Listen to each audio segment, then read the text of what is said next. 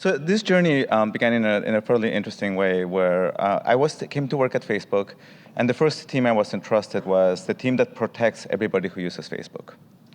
The second team I got entrusted was the team who takes care of the people who use Facebook. When you have an issue and you ask Facebook for help, how do you deal with that? And that would show up as a report. There's a photo, people click report on the photo. We receive the report of the photo. By the way, every photo and piece of text I use today is representative of what you would find when you look at issues, but I use stuff that is anonymous to be very respectful of the people who use Facebook. So you get a photo like that, and it gets reported for hate speech. You're like, what? You get a photo like that, and it gets reported for harassment. And this was the majority of the content that was getting reported to Facebook, whereas as we were looking at it, we couldn't tell what was going on. Well, it turns out that we realized as we were looking through each of the tickets that in most cases, the person reporting the photo was in the photo, and the photo had been shared by one of their friends. So we're like, okay. So maybe the thing to do here is to get people talking to each other. And I'm beginning to think about this, and a very close friend of mine dragged me to this thing called the Wisdom 2.0 conference. I didn't get cover a little bit of my past, but I used to be the chief of security at Yahoo, and my job title used to be chief paranoid. So like I've always cared about people, but like the most trusting, loving, what's all this hippie shit stuff? It's like, anyhow. So I got dragged to this conference, and I'm sitting in the back row. And then I heard somebody say on stage, it was John Kabat-Zinn in conversation with Jack Kornfield with Soren Gordhammer, saying that, you know, if people actually saw each other and heard each other and saw that they were parents and teachers, or that they were having a bad day, maybe people would be kinder to each other. And something in my brain went like blink, and I realized that part of what was happening was these people that were having issues with each other, and they're asking us for help, and we should do something to deal with that. And then I realized and began discovering that there's a large universe of people doing really wonderful science about how we relate to each other, as well as beginning to understand more deeply all of the traditions that have encoded what we have taken us thousands of years to figure out of how we get along. Like these things of getting along in a community without killing each other, we kind of like figured this out over time. I mean, we're all still here for the most part. So anyhow, we realized we needed to facilitate communication between people, and the easiest thing to do would be, are you in the photo? Do you want to ask your friend to take it down? And put up an empty message box in front of them. Only 20% of people would do that. And then I met somebody from Berkeley, Dakar Keltner, who's my science BFF, and he explained to me how we have, he's the best man, he's so cool. And he explained to me that in the way we talk, in our eyes, in our gestures, there's all of these mechanisms that communicate what we're feeling when we're in dialogue with each other. These things that get dampened and not communicated by this by default. This just carries our words in a way that doesn't really carry our intention. And so we did this experiment, which is like really pretty nuts for the world, one of the world's biggest websites, which is asking people how they feel. So how does that photo make you feel? And the first version of the UI had just the adjectives, because you have to make things very simple. They tell you in computer land: embarrassing, saddening, inappropriate, other. And we had 50% people select one of the emotions, which is really good, and 34% would select other and type in something. What would they type into other? It's embarrassing. Can anybody guess what the next version of the UI was?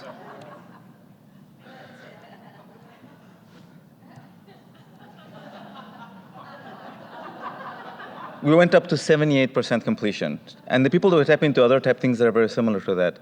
Language is so important. Like we think we get it, and then we get schooled. And language is not the words that you have for things, it's the words that the people that you serve have for things. And so we have this big finding, oh my God, language. And then when we said, well, we need to give people a default message, the one that we built with the engineers and all of that, the first version of that was, hey, this photo, take it down, please. Something like that.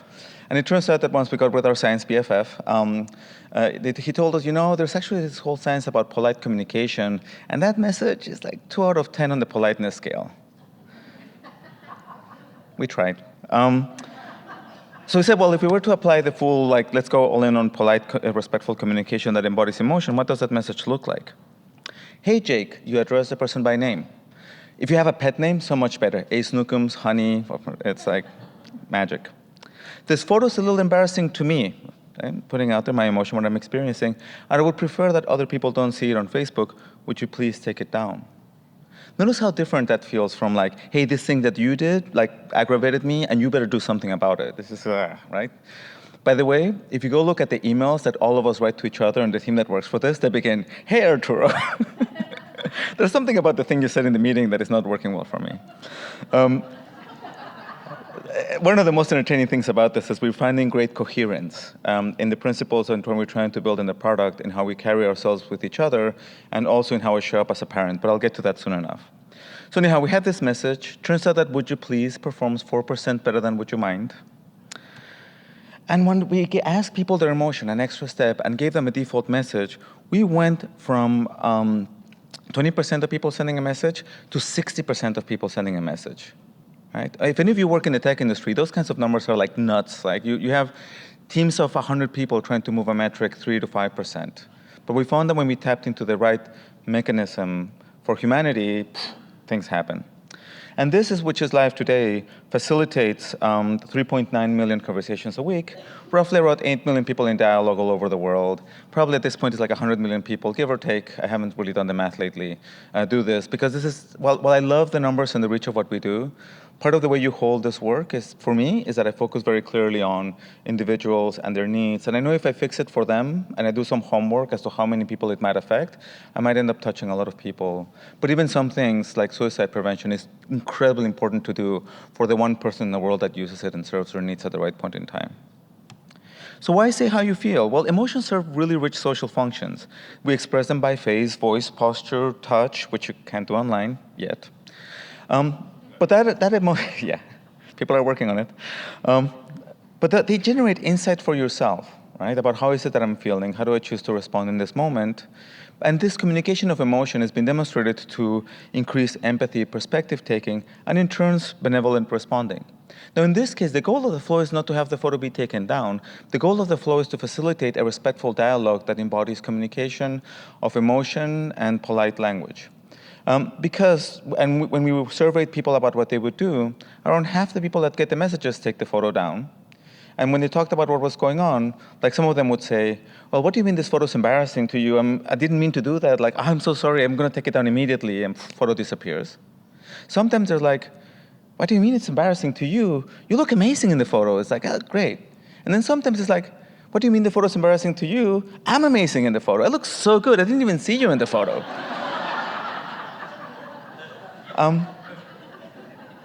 And it's that dialogue, right? That dialogue where we become increasingly aware of the effects of our actions on others. And they become more aware about like where their response fits in the world. Like, yes, I got embarrassed by it, but man, it's your granny's favorite picture of you. That brings people closer together. And part of the goal of the work that we're trying to do, that we talk about with successes and failures in places like this, that we're very grateful to be at, is to tell other people, look, I mean, there's these principles that you can apply in all sorts of interesting, unexpected ways. And they will pan out in a way that is very powerful. So we ask people, do the emotions expressed affect or motivate action? Does putting embarrassing in that message, do people read that and does it change why they respond? And I mean, there's a lot of data there, but the punchline is like, if you say it's embarrassing, people respond because they understand your request and they're sympathetic. If you say it's inappropriate, people want to avoid conflict, right? So people do read these messages, the right mechanisms are getting triggered, and then you want to ask, well, how does the person receiving the request feel about this? Because you've just taken something that they've shared with all of their friends, and you've told them, you know that thing, yeah. Well, it turns out that sentiment, and this has come up every time we've done this study, on part of the person receiving the message is 65% positive and 25% neutral towards the person who just contacted them about this. People want to know, your friends want to know if they've done something that is hurtful or aggravating to you, even though only 20% of people would send a message. It's a hard thing to communicate, to be vulnerable about the thing that you're experiencing. But without that dialogue, you don't get to this better place where people see and hear and understand each other better. Now, when we were doing this work, we got told very crisply, you know what, this is not going to work in other parts of the world. You're going to go to Japan, people don't like talking about their emotions. You're going to go to Israel, people are very direct. You will take the photo down now. It's not going to hold. Emotion is not universal, I've heard sometimes. Well, we have data. We have data from all over the world. We did intelligent translations from the perspective of like, how would you say this in your culture, in your language? How would you communicate this? And we rolled this all over the world. And the thing which surprised all of us, because we weren't expecting this, is that the curve of the likelihood that somebody's going to respond or take down the photo based on an emotion expressed is universal. This mechanism of emotion is universal. This mechanism of empathic response is universal. It does take different language and different things in different cultures. The likelihood that somebody's going to send a message, given this flow that I talked about, where they identify their emotion and then they take an action that's consistent with that, 60 to 80% all over the world, including Japan. Japan is like 70%.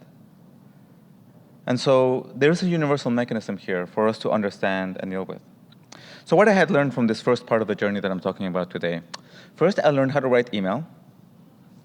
Dear honey, there's a thing you did at dinner last night.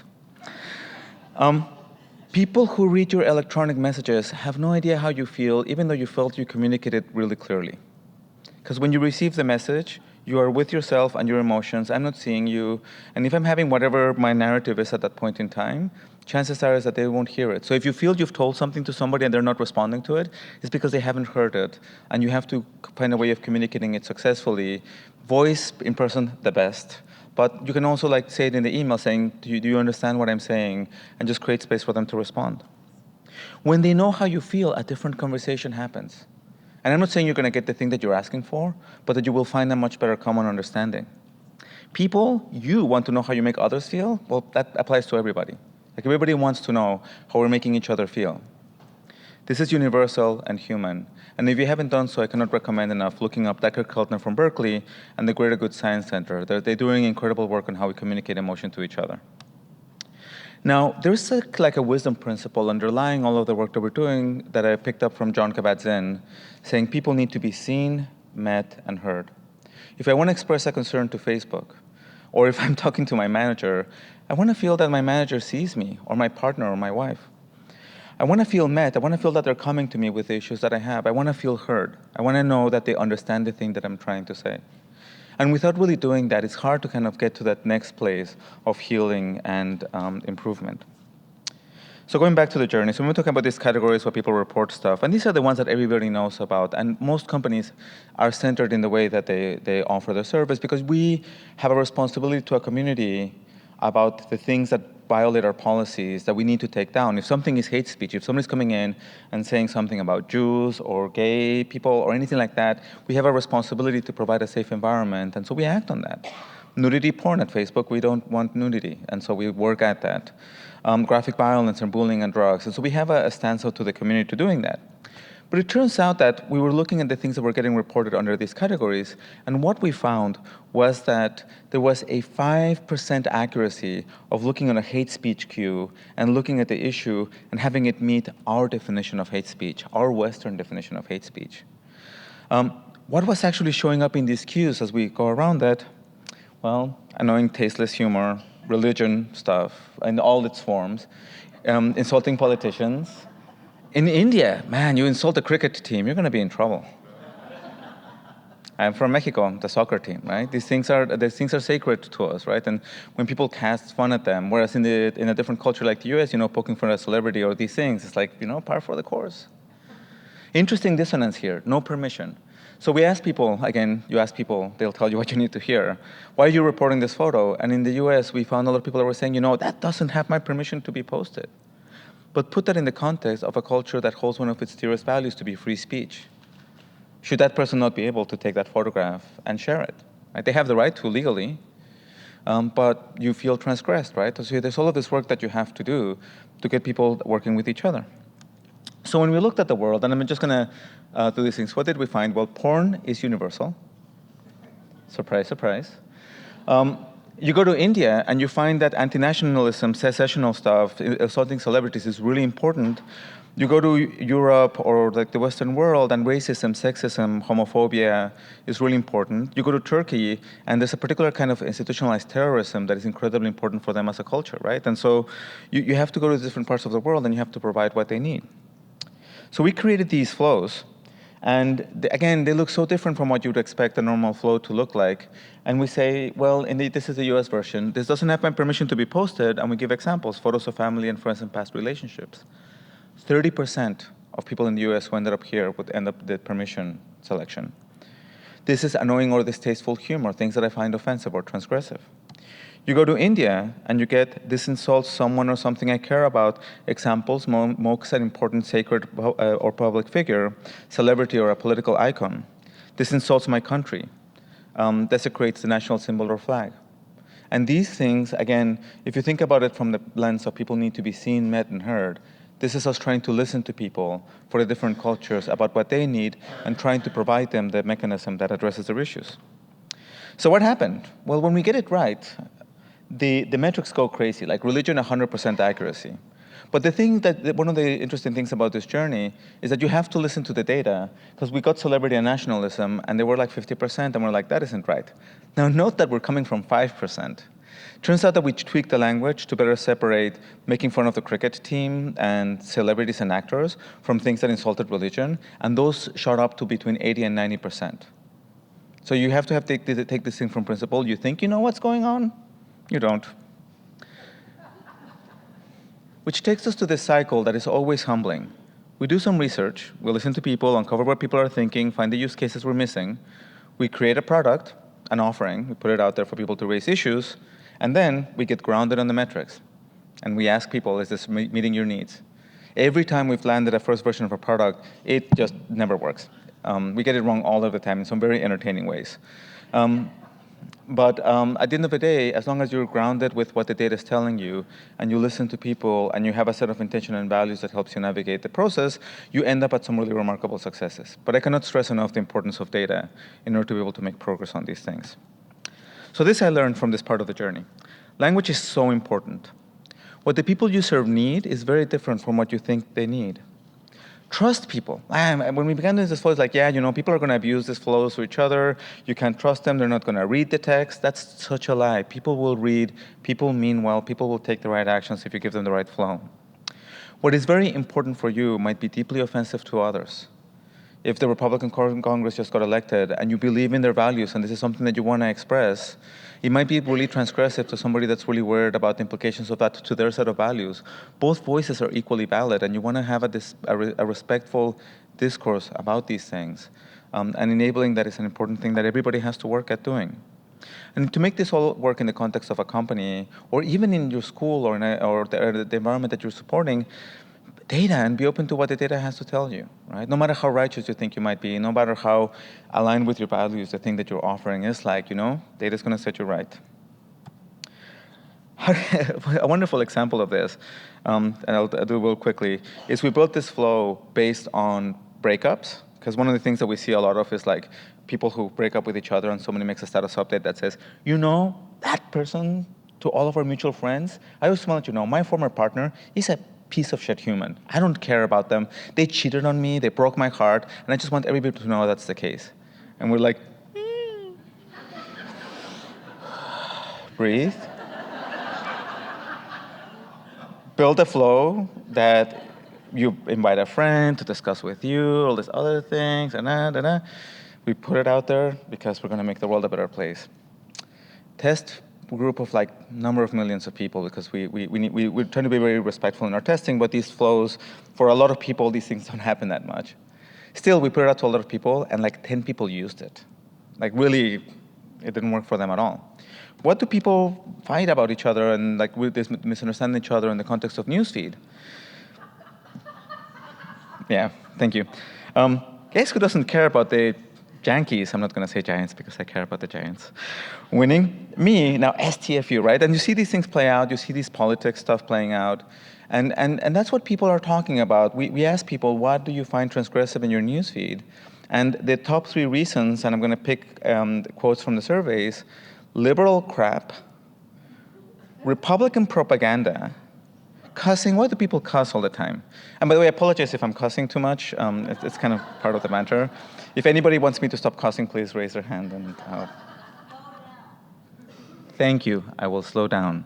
Thank you for that. But then you look at the content that gets reported, and like this is a 17-year-old boy reported a status update that says, "I feel like he just used me, but I also thought he loved me. I should have known better. Maybe one day we'll get back together."